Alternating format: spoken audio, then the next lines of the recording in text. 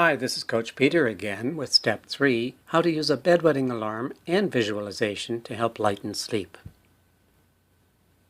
You may have tried a bedwetting alarm before and found that it didn't wake the child. But using these instructions, the child should be hearing the alarm within just a few days. The bedwetting alarm is used to identify the time that a child wets the bed to tell us that the child is in a long, deep sleep pattern. This is the moment when we can fix their sleep. Waking a child at this time teaches the child to relate the buzzer to the feeling of bladder pressure and to eventually wake up with the pressure alone. So there are 4 steps in the process. First, the parent wakes the child when the alarm buzzes. Then, after a few days, the child begins to hear it and wakes up the parent. Then after a week or two, the child begins to wake up before the buzzer sounds.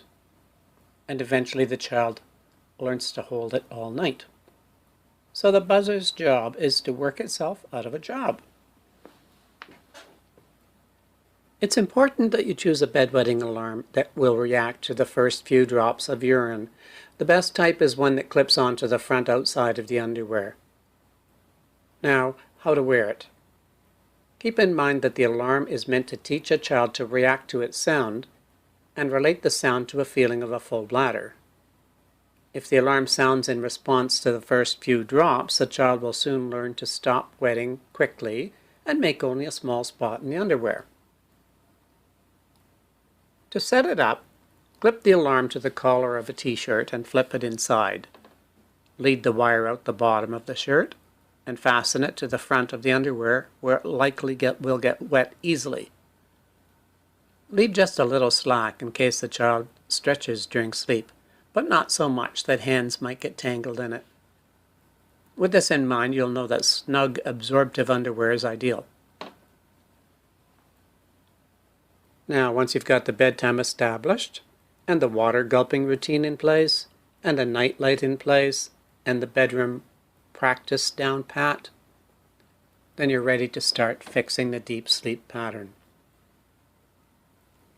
Tonight, the child should avoid problem foods within 2 hours of bed.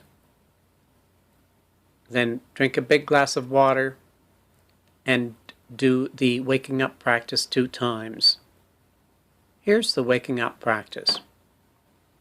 Have the child lie down and pretend to be asleep. He pretends to hear the buzzer, turns it off by moving it to a dry spot, best on his t-shirt. The child then walks to the bathroom, counting off the steps.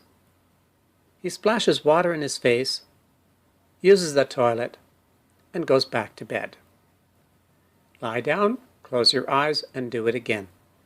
Do the practice completely in every detail 2 times every night. Now, go to sleep on a disposable bed mat without a pull-up. Think of that deep sleep as a string on the floor. When a child wets his underwear, the buzzer will sound, and that's a signal to the parent that he's been in deep sleep so long that he lost control of his bladder. By waking a child up night after night at his problem time, you'll be building a wave in his or her sleep. When the buzzer sounds, you go in the room and wake the child up with a wet washcloth. Let the buzzer go on buzzing until the child is roused enough to turn it off. Wake the child slowly by washing his face and gently encouraging him or her to get up. The child should then walk to the bathroom and splash his face with water. Now he dries off, uses the toilet, and goes back to bed. If you do the bedtime practice and put a pad on the bed, you won't have wet sheets, and the pad will also generally be dry after the first week. So every time the buzzer sounds, you wake the child with water, then he or she splashes before using the toilet. Water is the medicine that fixes bedwetting. Drinking water before bed will strengthen the bladder signal. Water in the face lightens sleep.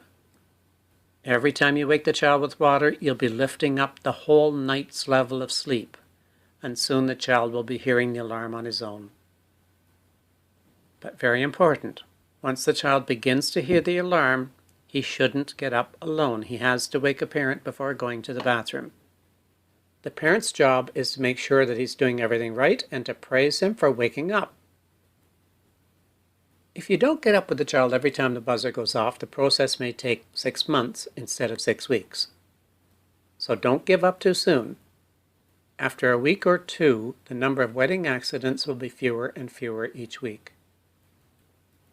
So that's step 3, how to use a bedwetting alarm. Now, see our video below about how to choose a bedwetting alarm, and watch the pink Dr. Kushner video with your child. If for some reason you don't want to use an alarm at all, you might consider the progressive waking method of Dr. Karstens, as in the next video.